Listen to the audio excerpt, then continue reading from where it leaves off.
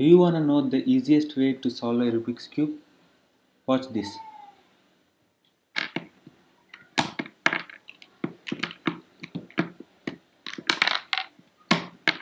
I'm just doing for the top layer. You can do it for the whole cube.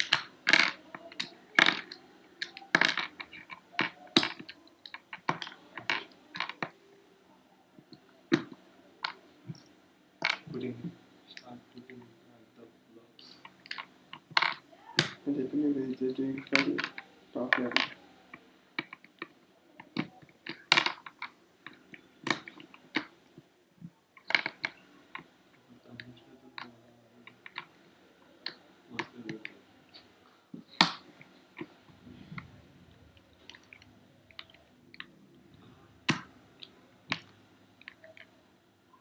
That's it. This is how I solve a Rubik's Cube.